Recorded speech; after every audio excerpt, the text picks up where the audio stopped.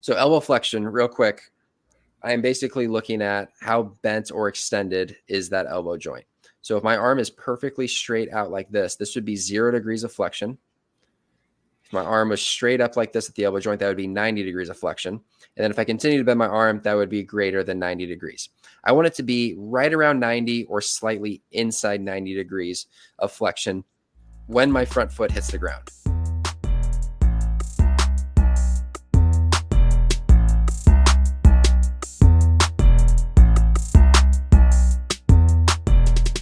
All right, so today I wanted to talk a little bit about mechanics and what kind of makes a high velocity pitcher and what kind of mechanics they have. And so, I'm not too knowledgeable about the pitching mechanics. And so I kind of want to learn from you, Jared, and how you think about how you would develop a set of high velocity mechanics. And so my first question would be, so if you get an athlete, right, that you're training and he comes to you and is like, I want some high velocity mechanics. Like, I think mechanics are my low hanging fruit. I really want to throw hard. What are the first couple things that you look at, like checkpoints wise, for like those high velocity mechanics? Yeah, I typically like to start at the beginning of the delivery because I think if we look at the end of the delivery, the result of that, we can look at the previous segment, and that's what led to that. And then the previous segment from there is probably what led to that. So if we have a good understanding of how the guy is starting, we'd have a pretty good idea of how he's finishing, if that makes sense. So I like to just start with simply like, how are they set up on the mound? Is their back foot open? Is it closed? Is it flush against the rubber? Are they hooking the rubber? And all of those strategies could work. There's plenty of guys in the big leagues that use all of those strategies, depending on, how mobile they are, what their hip anatomy is like. Like there's so many different ways to do it. So like really before you even look at the mechanics, you need to understand how that player can move. So that's why, like, when I work with guys, I do a mobility assessment, a movement screen. I want to get an idea, generally speaking, of how they move. So I have an idea of what they might be more prone to, or when I see something in the delivery, I can go, okay, that makes sense because he lacks hip IR in his back hip. He's a guy that has a more vertical shin and he's getting into more extra rotation in that hip. And if he's a guy that's trying to force into rotation, he might be a guy that we make a simple adjustment of getting him just to be a little bit more vertical on that back leg, to access a little bit more of the range of motion that he's capable of. So I think like it starts there. But as far as just looking at the delivery, I like to look at the back foot. What is that placement?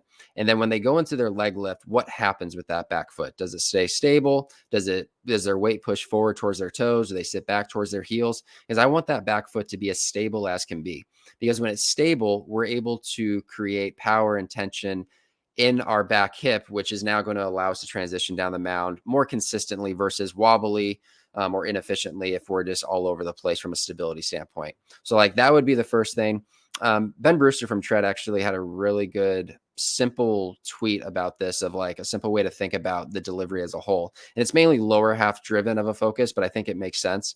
Like the first part of the delivery is the drift, essentially. So like gaining momentum down the mound as you're going into leg lift. Doesn't need to be excessive. Like guys don't need to be falling down the mound immediately as they lift their leg, but there should be some sort of momentum shift down the mound, so where they're just getting a little bit of weight down there. After that, the next part is essentially just hinging or dropping down, loading into that back leg. From there, it's rotation. From there, it's blocking with the lead leg. If you follow those segments, you're setting yourself up for a pretty high level delivery. Now, there's a bunch of details within those things, but in its simplest form, that's what it is. Drift, in other words, get your center of mass, your momentum moving down the mound, load, sit into that back hip, rotate into foot plant, and then block with that lead leg so you can transfer the energy to the upper body. So I thought that was just a simple way to think about it. So that's really honestly the way I think about it for the most part too. Now we can dive into some of the details of what does hinging, loading mean? What does rotation mean? What does the lead leg block? All those things. But I think that's a really simple and clean way to think about the delivery. Yeah, that's awesome. I think that's kind of what I've heard is that those checkpoints, the lower half for it's drift, drop, rotate, and then block. And those are kind of the ones that I went off when I was playing in my professional career. But I'm curious. So when do you actually dive into those details versus just sticking to those checkpoints when you're looking at an athlete? Is it like high level athletes you need to go into more detail, or when do you look at more of those intricate details? Yeah, I mean, I think with all athletes, I mean, you could, if we have access to like data, for example, so like here in Arizona, I have access to a mound that has force plates in it, as well as a Kinetrax motion capture system. So it's markerless motion capture where I can see exactly how guys are rotating, how flexed or extended their joints are. It's a very good detailed way for me to see what's going on in the delivery. Now, I don't think that's necessary in most cases to know exactly what's going on in the delivery. Like, I don't think we need to get down to the exact number in a lot of cases. If you have watched enough video and you know what you're looking for, you can see certain patterns. But typically, like, especially with younger players and even some older players, like the biggest low hanging fruit for a lot of guys is that loading pattern. Is if you can load well, if you can hinge well, you're setting yourself up to rotate well. If you rotate well, you're setting yourself up to block well. So I would say, honestly, probably 80% of the time with drills and things that I'm doing with guys, we are focusing on that loading pattern. We are focusing on, are they able to actually hinge into that hip? How much depth can they get in that back leg without, dumping their torso forward or losing their balance? Like, finding that sweet spot of like how much depth they need in their back leg to where they feel powerful, they're hinging, and it's setting themselves up to rotate. Things like the lead leg block, that gets talked about a lot, especially, a few years ago, that was talked about a ton. And, the more we learn about it and what leads to it, it's really a byproduct of pelvis rotation and being able to rotate your hips really well. I don't think that's the only key, because I've seen plenty of guys that they get their hips in the right position, they're open enough at foot plant, and they still don't block well. I think there is a little bit of a movement and skill capability of that, of being able to rotate efficiently and allowing the lead leg to block. But I try to keep it as simple as possible in most cases, whether it's a high school kid or even a professional guy, because at the end of the day, I want them to be able to pick up on it quickly. And usually me using big words or making it complicated doesn't do that. So if I can create an environment or a drill that can give them the feeling that we want, now they can try to see if they can replicate that feeling on the mound and transfer it to their delivery where it matters most. Yeah. How about, so like overcompensations? And so like if someone does something really well, but does something really badly, like how would you try to go to fix that? I'm just thinking about like how I used to throw I was terrible at the drift, so I got no momentum down the mound. I was, even when I was throwing really hard, like at my peak, I was touching, the high 90s, 97, 98. I literally had no drift, but I hinged like really well. Yeah. And it was like, I was like a deep squat. I don't know. And then I would just explode out of that. And so how would you kind of go around, like if someone does something really well, but does something really badly, would you try to fix that? Or would you like leave it alone because it might affect what they do really well? Yeah, that's such a good question. I would say in your case, like if you're throwing 97, I'm not touching it. Like, unless it's causing super inconsistent release points to where you're just scattering the ball all over the place because you're not drifting, you're just kind of sitting or squatting to that back leg. If it's causing you to jump out of it and you're just all over the place, maybe I would change it. But from a velocity standpoint, like you were creating, elite velo. So I would say in that situation, I probably want it. Now, if it's the same exact mechanics and it's a kid throwing 80, yeah, we're going to have to make a change probably. And we need to create some sort of momentum. I'm curious for you when you were doing that, like, it sounds like you were trying to drift a little bit more. Like, what type of strategies were you doing to try to improve that? Yeah. So, I did try to improve that drift.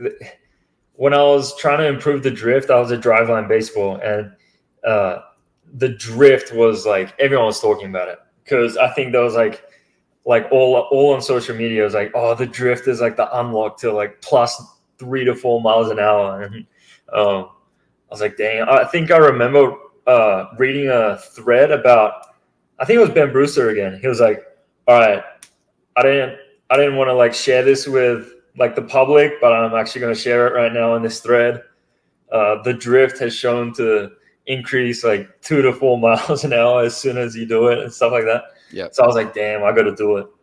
And so I tried it, but what happened was when I would drift, it would rush my delivery, and so I couldn't hinge well. Yep. Why I hinged well was because I was so like over my back leg, and then I could just deep squat into my back leg and then explode out of that. But when I drifted, it just felt like I was so rushed, and I had a long arm action as well. So my arm wasn't on time, and so I kind of just scrapped it after that. But like I have always tried to work on it because people say it creates more like effortless velocity instead of like effortful velocity. I don't know how true it was, but like when I was starting at 70-80%, I'd have a hard time getting into the 80s just because like I was such a like getting into the deep squat and then like relying on that power to gain that velo. So I did try to work on it, but like it created more problems than so I just kind of scrapped it. Yeah. Do you know, are you more of like a ER dominant guy? I'm guessing you are based off of just watching your mechanics. Do you know what I mean by that? Yeah, definitely ER. I have like 0 degrees of IR. That's how I am too.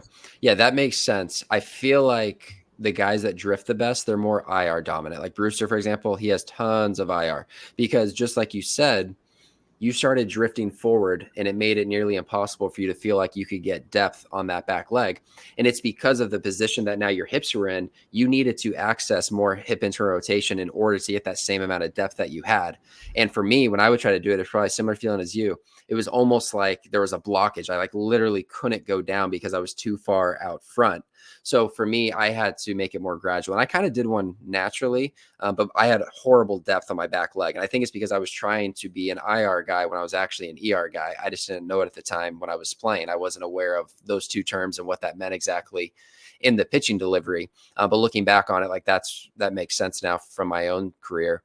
Like Jacob deGrom, he's like the poster boy for the drift because he drifts perfectly and then also sits perfectly with plenty of depth on the back leg. And that's why he's a guy that, throws 100 to 102 miles an hour at 170 pounds, it looks like. Yeah, for sure.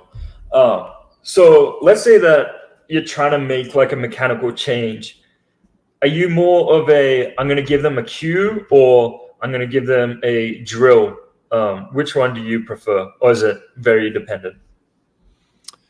I would say I do both, honestly. Like I'll give them a drill, but I usually give them a cue within the drill because so basically I'll just say what my process is. Whenever I'm showing someone a drill, I'm explaining what we're trying to actually accomplish. And then I show them myself doing the drill. Hopefully I'm doing it the way I want it to look. But I'm trying to show them visually, like, this is what it should look like. And then I express what I'm feeling. I'm not saying necessarily that's what you need to feel exactly, but what I feel when I do it is X, Y, and Z. First, I'll just let them throw, let them do it, see what it looks like. And if I see there's something that maybe we need to fix, then I'll give a cue from there. But typically to start off with, tell them what it is, why we're doing it, demonstrate it, let them do it for a couple. And if I need to intervene with like another cue to get them in a little bit better position, I'll do it. And sometimes it's as simple as, it's like a drill that I do sometimes is called a posterior step back. So if you're right-handed, you would be facing third base. You would step back in the direction of first base, lift your leg, throw to home. Some guys, when they do that, their toes on their back foot start to lift up because they start falling towards first base instead of actually staying stacked and then hinging. So I'll just give them a cue, or I'll simply just tell them like, hey, your big toe on your right foot is coming up right now. Think about your big toe just staying in the ground as long as you can. And usually that will fix it, or at least allow them to stay connected better. And now they can hinge better. But I try not to do too much because the more words you give them, the more things you try to describe, it just freezes players up and then they don't execute it. And now they're not accomplishing what you want them to accomplish. And at the end of the day, we need the drills to transfer to the game or to the mound and to their regular delivery. But early on, it can be challenging as a coach to not use too many words because you want it to be done a certain way. But I try my best just to let the drill demonstrate it and then give them some cues along with it as needed. Yeah, that makes sense. I want to get your thoughts on this actually. So I'm thinking back. So all my career until I got my back surgery and then my mechanics kind of got messed up. But before then, I got told my mechanics were like really good. I was on like a ton of mocaps, and they didn't really find anything. They were like, hey, like you could probably drift better, but aside from that, like everything looks good. And I kind of think about it and I'm like, I never actually did any like mechanical work. The only thing that I did was the driveline core exercises. So it was like the pick off, the roll in, the rocket drill, and the roll. No, it was like a walking wind up. Yeah, walking wind up. Yeah, walking wind up. So that's all I did. And I did that for like 2 to 3 years. And that kind of just formed my mechanics. And obviously I was lifting as well. And so maybe that helped a little bit. But do you think that just doing like those drills could form like pretty good mechanics, or I just kind of got lucky? No, I mean, I think there's something to be said for that. I mean, it sounds like you had very little verbal coaching. It was kind of you just on your own doing this, and that's what it morphed into. It is interesting, though, because a couple of those drills are kind of geared towards having a pretty good drift. Like the walking windup is about creating momentum into your leg lift. Roll-in is more lead leg based, I guess, but there is still momentum going to it. What do you think led to the depth on your back leg? Do you think it's just the mobility that you had in ER, so you're allowed to get a ton of depth, or like were you trying to get as deep as you could in your delivery in that back leg? Yeah, I think honestly, it might be because of my Japanese background and how, like, you know, when I was really young, I just try to imitate, you know, Davish and these Japanese guys, and they pitch really different. Like, they have no drift. They're just up, and like a lot of them even pause. We even see like, you know, Yamamoto, he has that like slide set one, but beforehand, if you see him in Japan, he will come up and he'll pause. And same with Imanaga. They all like have that leg lift and then pause, and then they're trying to get into that back leg as aggressively as possible. And I feel like maybe that's a little bit to do with it. I know when Shohei came to the MLB, I was just trying to pitch like him, and he has no drift as well.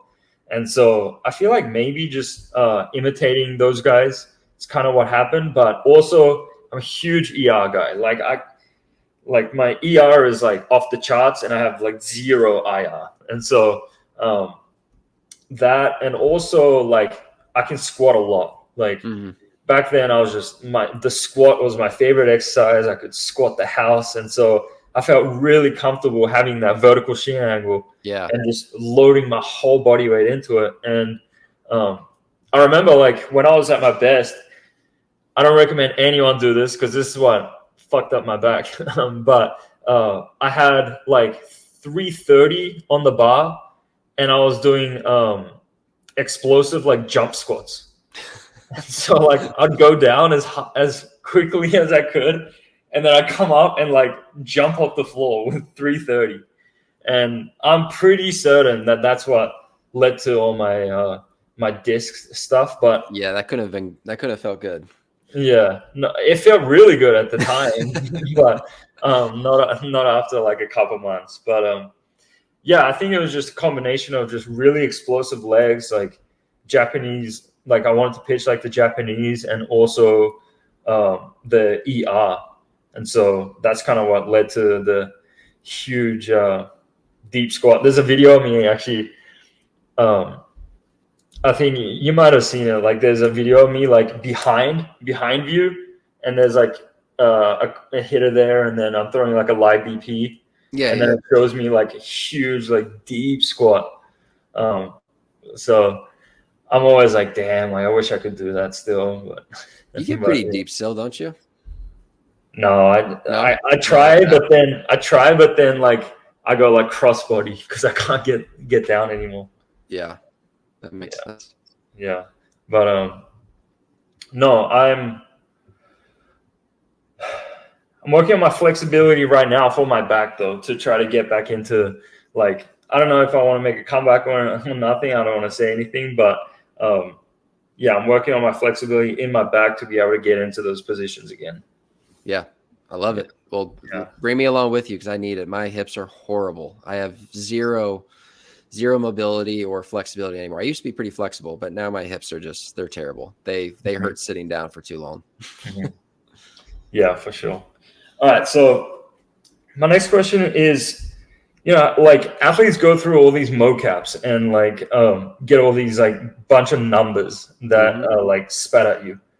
How important do you think those like details are? Or if you're hitting like, these checkpoints that we just talked about, the drift, drop, rotate, lead leg block, how important do those like numbers become to try to get to the next level? I think they're important because they basically just tell us how well are you doing those things. So like from a force plate mound standpoint, that's going to tell us how much force you're putting into the ground in that back leg in 3 different directions. So it's going to tell us how much force are you putting straight into the ground. So for you being someone that didn't drift a lot, but you got super deep in that back leg, you were probably off the charts with force being put straight into the ground. Then there's the force between second and home plate. So basically pushing off of the rubber, how much force is going in this direction. And then there's the force in the direction between first and third. And that we want to be as little as possible, because that would be a sign that we are either pushing towards across our body, towards third if you're righty, towards first if you're lefty, or we're falling back. So neither of those are well. We want that to be as little as possible. So that, like for me, like let's just say we're talking about the low. We're talking about drifting, and we're talking about how well you can sit into the back leg. That's going to be represented in force plate numbers. Now, I really don't know what those numbers mean. It wouldn't mean anything for me to say right now, so I don't need to go over the specific details. But what I am saying is it will tell us, are you within a normal range or above average range based on those numbers? And it can be led back to, if we look at video, okay, how well are you creating momentum down the mound? How much force are you putting into the ground straight down? And I can tell you, like just doing this, for a long time in pro ball, I was able to use a force plate mound on a regular basis. The guys that had the deepest loads, they created the most force straight down into the ground. And it makes sense, right? Like if I'm going straight down, I'm creating all of this flexion and bend in my legs. As I come out of that, I'm going to be putting force into the ground. So that's why, like for me, I actually threw on a force plate mound with the Twins once just to test myself on it. And like I told you earlier, no, very little flexion, just horrible flexibility. I was well below average from a force production standpoint, even for my body weight. So they put it on the same scale as your body weight so that it is better representation, because obviously, if I'm at 180 pounds and I have the same amount of force in the back leg as someone that's 250 pounds, mine is going to be a lot more impressive based off of my body weight. So we always want to make sure it's represented accordingly with that. But like in a nutshell, like that's why I think mocaps and force plates are useful, is because it just tells us how well are you doing those things that we deem as important in the delivery. And we can now, over a large sample, we can find out what do the best in the world do. How fast do they rotate? How fast does their lead leg start to extend, or how flexed is it at ball release? There's all these different details that we can start to dive into about, what do the hardest throwers in the world do? Now, most people don't have access to that data, but people are pretty willing to share some of this stuff online, and you start to get a pretty good idea of what the best in the world do.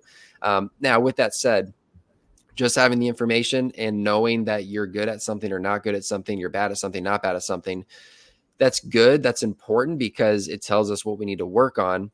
But if you don't have a plan to improve those things, or you don't know how to improve those things, it essentially just becomes information, and that's all it is. So you want to make sure that you're able to actually put a plan in place to improve those things. And one last thing, I'm kind of going on a tangent with all the mocap stuff and force plate mounts, is there's so much data. Like if you ever just get a report with your stuff, there is so much information in there. You got to know what's important and what's not. And usually talking with a coach that has experience with it would be helpful, because you want to keep the main thing. Like if something is technically below average and it means virtually nothing, like you don't want to waste your time trying to fix that when you should be focused on something that's going to have a larger effect on your delivery. So that would be my advice, is like, be careful not getting lost in the weeds on the numbers, but understand like what is the lowest hanging fruit? Is there something that's so big that I can improve that's going to impact the rest of my delivery positively? Yeah, that makes a lot of sense. And so have you ever seen someone who has who checks all of those boxes, like the 5 that we just talked about, but just somehow doesn't throw hard, but then you find out why on the mocap? Yes. So there's definitely people that, it looks like they drift well, they hinge well, they rotate well, their lead leg seems to block well, and they still don't throw hard. I would say I actually have seen that a few times. And usually the lead cause is just the speed at which everything is happening. They're not able to move fast enough. The rotation isn't happening fast enough.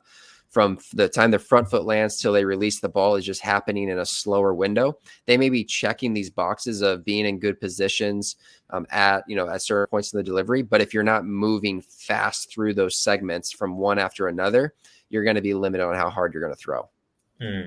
That's where building the engine, like the weight room, the weight room isn't the only thing that's going to help with this, but like you can move well and get into good positions and you can throw decently hard. Like, especially if you're undersized, you probably can still throw decently hard for your body weight, but the missing link to moving faster, producing more force is probably in the weight room and just developing some of those skills that are involved in that.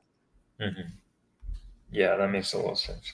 I want to move into a little bit of a trickier subject. I don't know. It might be an easy one though.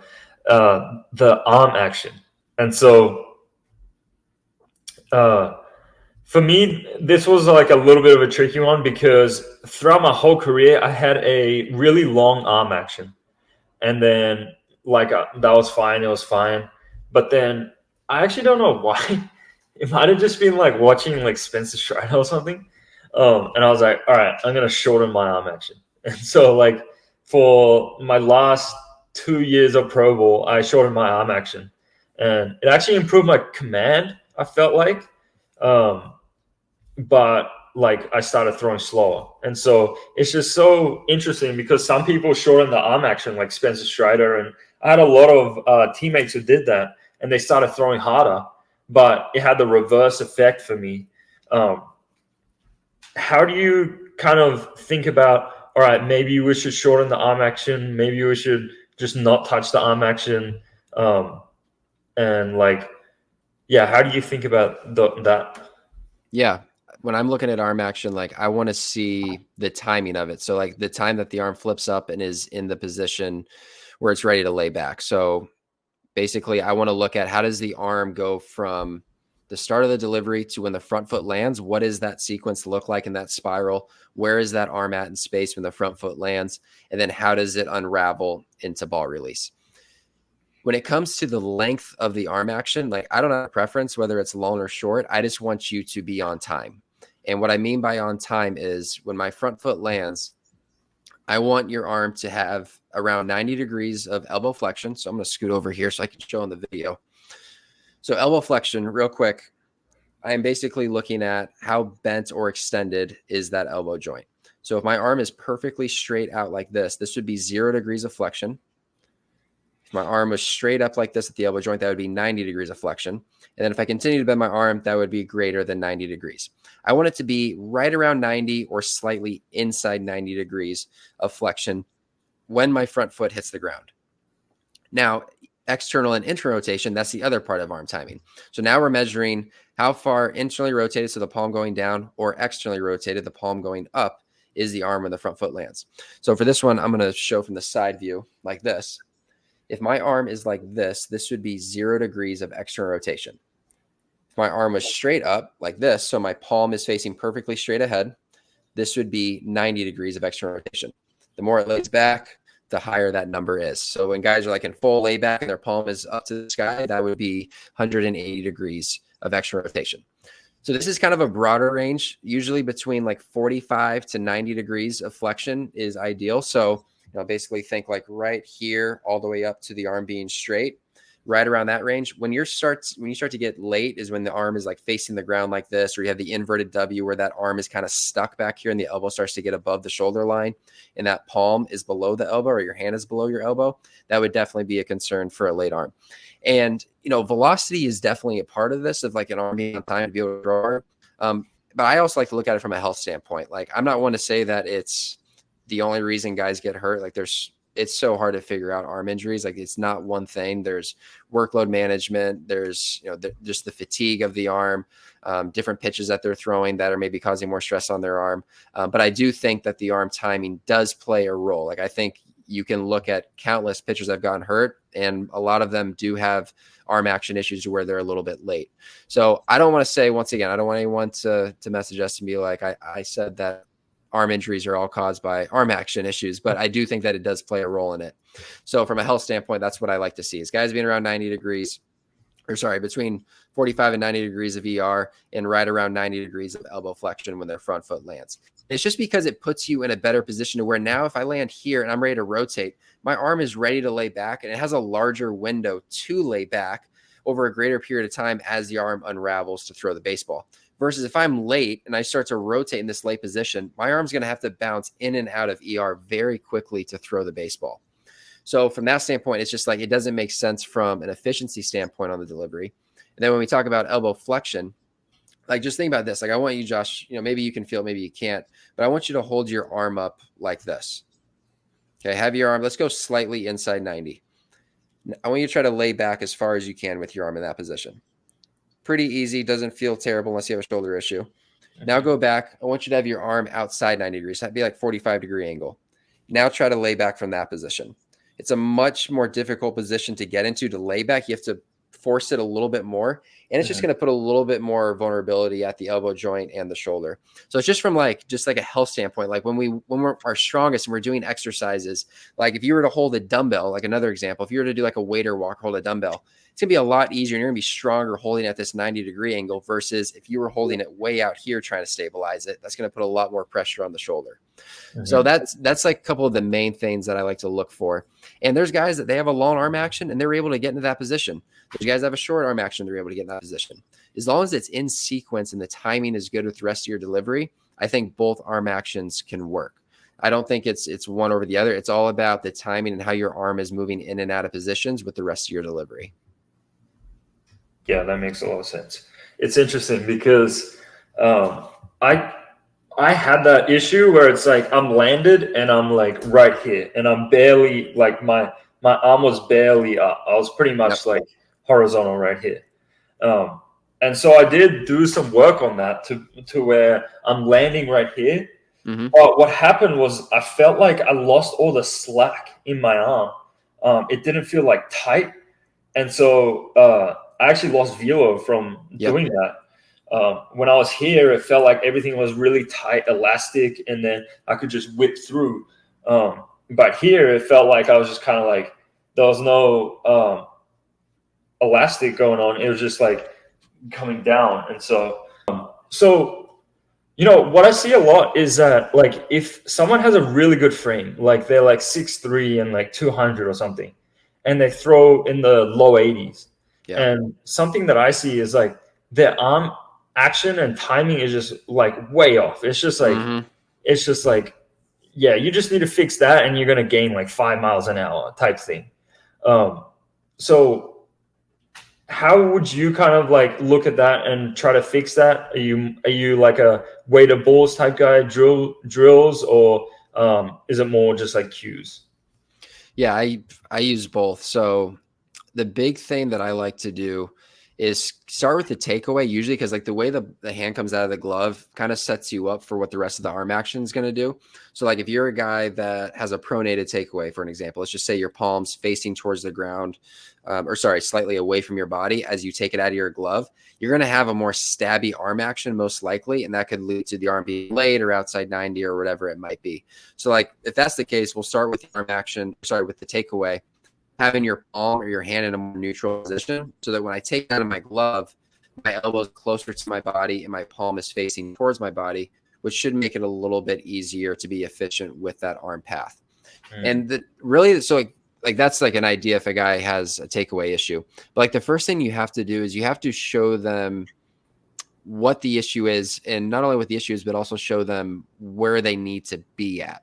So like if I just show you, like if I tell you your arm's late, you need to be on time. That could mean 1,000 different things depending on who you're asking. Like to some kids, they might not know. They might think that this means on time or that this means on time. They just don't know. So you need to show them what that range is, what we're ideally looking for. Now, we're not artificially creating these positions, but in general, we want to be in this general area here. So a lot of times, like with plyo balls, we're all just like a 90-90 position to where they're doing a pivot pick, where they're doing a staggered stance throw, doing any sort of throw where they're kind of preset in that 90-90 position. And the reason I like to start with that is because I want them to feel what it feels like to be in the right position. And a lot of times when a guy has a late issue and you put them there, they feel like they're early because their arm is just so much more externally rotated than it's used to. Once they get used to that and they show that they can throw it well from that position, then you can start to progress to a fuller arm action, trying to get into that same position, but still doing it in more of a constraint-led drill. So whether it's, you're isolating just the upper half with a pivot pick, or you're doing maybe like a one-step in throw, something to where it's just a little bit more modified to where it can be easier to get into that position. And then you can start to slowly progress it to more dynamic drills, and eventually, of course, to your regular delivery is ultimately where we need this to be. But that's kind of like the way I like to look at it, is like show them what they need to actually do. What does it actually mean to be on time? Put them in a more constrained position so they're forced to be in that and they can feel it, and then gradually progress to more dynamic drills, more freedom in the throw. Now they have to get into that position a little bit. All right. So for the listeners out there, I want to go into just like quick, like rapid fire. So like, what kind of drill is your favorite to address each part of the delivery? So like, to get better at the drift, what drill would it be? Like the hinge, and then just go through them one by one. Okay. So what do you think? What's your favorite drill for addressing the drift? The drift, I like to do. I don't know if this is actually what it's called, but this is what we call it, the Twins. Is the Bauer drill? Have you heard of the Bauer drill? No. It's basically a modified walking windup. And I think it's called the Bauer drill, or we called it that because this was kind of what Trevor Bauer's delivery was like. It's kind of like an old school type delivery. You step with your front leg back towards second base, pretty extreme. And then you essentially just stop from there and then go into your leg lift. And because you're starting further back and you're bringing your leg up and forward, it's going to naturally push you forward a little bit towards home to create a little bit more momentum. But it's not like a walking windup to where it's just so fast and so much momentum that sometimes it can be hard to control. It gives you just a little bit of that extra momentum to move down the mound. That actually reminded me of something that Zomro actually told me. He was like, there's like two types of guys. There's guys who are like super elastic, and you want to be like in and out of positions. You don't want to be in like deep positions. And there are other guys who are like more like strength bound. Like you want to get into like deep positions and then use your strength to get out of it. Would you say that the drift is more for the guys who are like super elastic, or it doesn't matter which side it is? That's a good question. Yeah, I would say, probably more elastic, but I think it can work for both guys. It's just maybe how extreme it is going to differ based off of that. Okay. All right. So how about the hinge? Gosh, this is a tough one because there's so many different variations. Like there's so many drills for this. It just kind of depends on what the player needs exactly. Like, do they need to create more depth on the back leg to where they're getting more force straight into the ground? Do they need to create more of a coil in the back leg? So I'll give you a couple ideas and tell you what I think it will help with. If we're talking about guys that just kind of need to just sit more into that back leg and get more depth, like you, like to be able to do what you were able to do, there's two drills I like, and they're basically a progression of each other. One of them is what I call a depth drop drill. So I started doing this about 3-4 years ago with some guys. Stand on like a 12-inch box. It could be slightly higher, I guess, but it doesn't need to be crazy high. You step off just like you're doing a depth jump. So those that have done a depth jump or a depth drop, you essentially like step off of a box, absorb the force, stabilize it, and that's it. For the throwing version of this, you would do that on your back leg. You would absorb the force on that back leg, sinking into it, and then drive towards your target to throw the ball. And what I like about it is, at least I felt like when you do that, or you do a depth drop, a normal depth drop, where you stabilize and where you land is probably where you feel the strongest. And that's a good indicator of probably how deep your load should be, because that's where you feel the strongest. That's where you feel stable. So when guys would do that, usually they'd get, 45 degrees, sometimes deeper, depending on who they were, of how much depth they had, but they were able to feel, okay, this is where I feel the strongest. This is where I'm absorbing the force. And now I transition that into a throw. So that's one for like just getting more depth on it. Another version of that you could do if you're in a bullpen or on a mound and you don't have access to a box or something is just doing a single leg hop throw. So you could just step into it, hop on your back leg, land on that back leg, absorb the force, and throw. So it's a similar thing. You're landing on one leg, absorbing that force, and getting a little bit of depth as you drive down the mound to throw. So that would be, for more depth ones. One, if you want to get a little bit more coil, create a little more tension into the hip, like more of a winding effect. I really like a walking step back version. So what that would look like is having facing towards my target, taking a step or two back towards my back leg, going into my leg lift, and not letting my weight continue to shift back towards second base, but be stable on that back leg, get a little bit of counter rotation in that lead leg as I go into my leg lift, and then transition it back down the mound.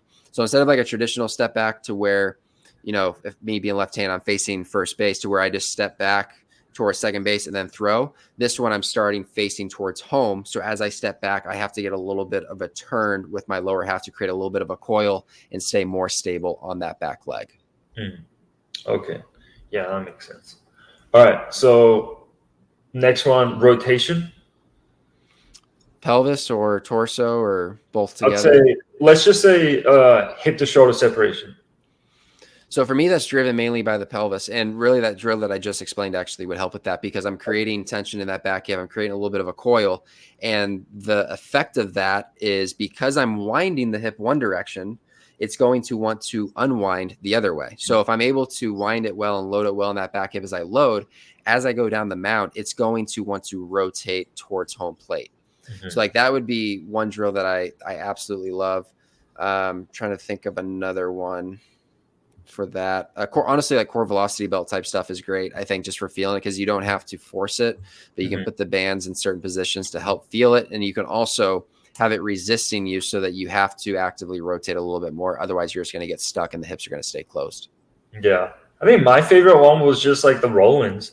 I remember like just using it as a warm-up, like felt so good. It's like your feet are facing forward, and then like I would just try to rotate, like counter rotate as much as possible, and then like have my legs fire, and then I would throw. And as a warm-up, I thought that like really helped my hip to shoulder separation and just a range of motion creating through there. For that sure. was kind of my favorite one. I think for the hinge, I really like the step backs, just stepping back. And then so all your weight's on your back leg, and then I would just get right into that back leg and then just fire. But all right. So the second last one, lead leg. What's your favorite drill? So once again, like I said earlier, the pelvis is kind of a big driver of the lead leg block. If my hips aren't in the right position, if they're not open enough, it's not going to block super well. But honestly, a lot of drills I like for the lead leg don't even involve throwing. I do a lot of like PVC pipe exercises and 3D strap stuff. So 3D strap, for those that don't know, it's basically like a core velocity belt, but for the upper body, or you can use it for the upper body. I really like that. I can attach some videos in the show notes for that for people to check out. But so, because it's like getting the hips in the right position is obviously like the most important thing, but it's also just like the skill of learning how to feel the back hip rotating into the front hip, and that front hip naturally pulling back. It's like this move of the back hip going forward and the front hip coming back. And I think like that's partially a trained skill that guys have to actually develop. I don't think just getting your hips open is necessarily going to allow that to happen. Like some guys, they'll get the hips open and they just sink forward into that lead leg. They push through into release, and they're not actually blocking that lead leg. So I like to do a lot of rotational stuff in the weight room, to where it's like all pelvis rotation stuff and learning how to rotate the back hip into the front hip. And as a result, that front hip pulling back. One thing that I do like to do, and you can really do this with any drill, I like to do it with the delivery, I like to do it with like figure eight rockers, anything like that, is to put a hurdle or something like that just in front of where your front foot lands. But it needs to be something that's raised a little bit. It's like a hurdle is a good example. You can get one that's like raised up to about knee height. Have it about 2 inches in front of where your foot lands. And when you throw, you just give a guy a cue. You say, don't hit that. Don't hit the hurdle. Don't let your knee hit the hurdle. It's as simple as that. And what ends up happening is they go to throw. their front foot lands and they stop all that forward momentum and they just rotate aggressively around that front leg because the environment is telling them that's what they have to do in order to not hit that hurdle. And those types of drills are my favorites because the less talking I have to do, the better. If it just clicks with just an environment change and they do that enough, they're going to be able to do it without that hurdle being there because there's really nothing forcing them to do that move. It's the regular delivery. There's just an object there that's making them throw a little bit differently. Mm-hmm. Yeah, that makes sense. I actually didn't learn about how the lead leg is actually like the pelvis rotation is what affects the lead leg until late in my career. But I had a really good lead leg, and everyone would tell me I had a really good lead leg. And I actually truly believe that what developed it was just pull downs. And so like at Driveline, when I was like 16, we'll do the like full on like running guns, like sprint as hard as you can for like 30, 40 feet, turn, and then you're just throwing it as hard as you can. And my focus there was like I'm sprinting, and then I was trying to like get my lead leg and just stop all of my momentum so that I don't I stop all of that sprinting energy. That might not have been like the smartest way to go about it, but do you think that's still like a viable thing to develop it? 1000%. Yeah. Like that is the ultimate.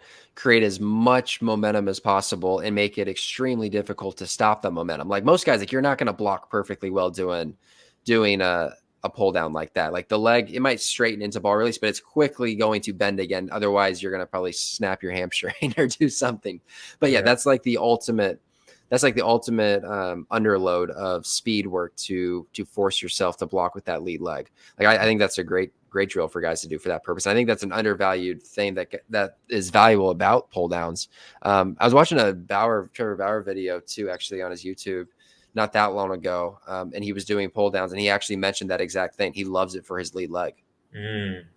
Yeah, no, I see people like trying to do pull downs and they're like throwing and like jump forward and stuff. It's like, no, like just try to like stick it. Yes. Like it's so good for your front leg. But I used to love it. All right, last one. I know this is like a hard one, but for the arm action, what would be like the one drill that's your favorite? Well, once again, it depends on what it is. Is it a elbow flexion issue or is it a shoulder ER issue? Let's just say like someone comes in with a terrible arm action and you can only prescribe them like 2 to 3 exercises to try to get it to a decent arm action. First one is something I call club feels. So I use it's an Oat Specialties club. It's like a mini bat. You could use an Indian club. You could use anything like that, a water bottle. And basically what you do, you hold it in your glove. You get into your full stride just to start. And the object is to take it out of your glove and bring it to a 90-90 position without dumping the barrel of the bat or the Indian club. So I'm trying to show, I don't have a water bottle with me, but here, I'll hold my phone. So let's just say that this is the top of the water bottle. If I dump the water, that's a sign that I'm pronating. I'm probably not putting myself in a good position. So the goal is, can I keep the top of the water bottle or the club facing up until I get back here? I can dump the water behind my head. I can do whatever back here. So that's the idea, is like keep the water in the cup until it's behind your head. So feel that over and over again. Like, so this is like one of the first things I have guys do, is because I want them to get a feel for like, what do I want my arm action to be? How does it need to feel? How am I going to get into that position? So like, that's like the first one. And that's something like, it's so simple and it doesn't necessarily like have a ton of carryover directly necessarily, but I think just feeling it and having an idea of where I need to be in space with my arm is absolutely important. And I'll blend that with throws. Like I'll have guys do 2 reps of that, 2 dry reps of that full arm action, and then they'll go immediately into a plyo throw right after it, so they can try to replicate that exact feeling. So like drill blending, I think, is really important, especially for arm action stuff, because you want to feel it as quickly as you can with your regular arm motion. So that would be one. Another one would be doing anything time constraint related. And what I mean by that is, if you give guys less time to get their arm up, they're going to move faster. They're going to move in and out of positions faster and likely get in a better position. So it could be as simple as doing like a double play feed, where I underhand a ball to a guy. He quickly has to catch and release it. I did one recently with a guy that worked really well. Was I had him just pretend to be a catcher. I threw him the ball. I didn't tell him to have a short arm action. I didn't tell him it to be long. I didn't tell him anything.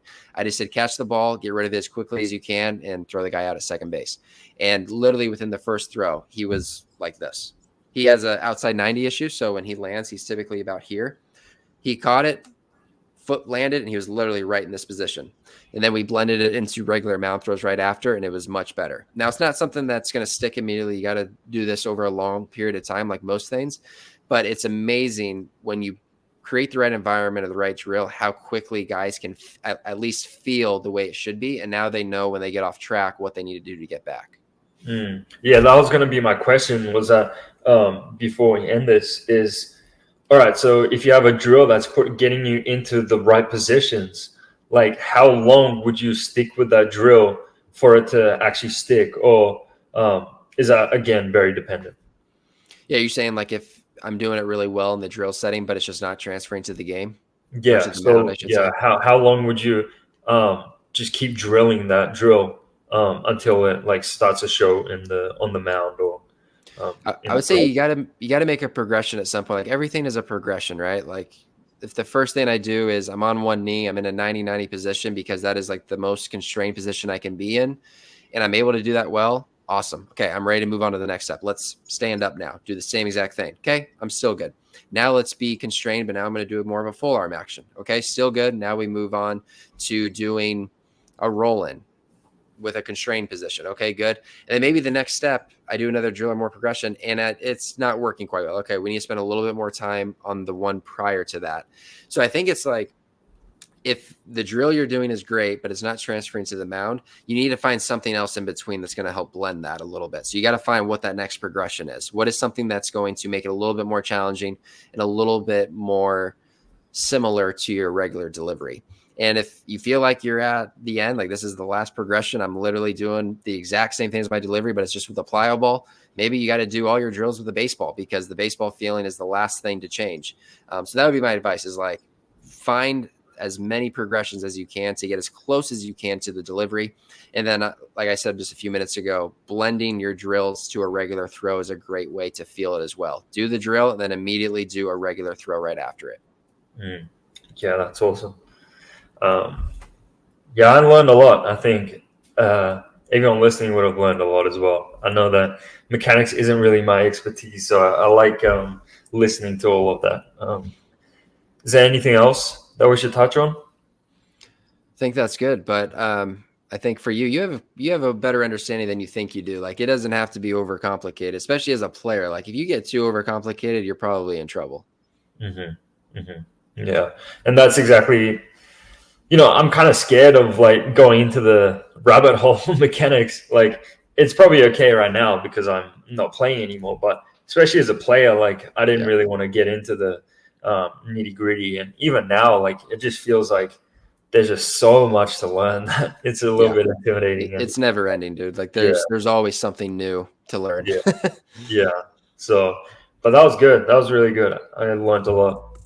Awesome. Yeah, this was great.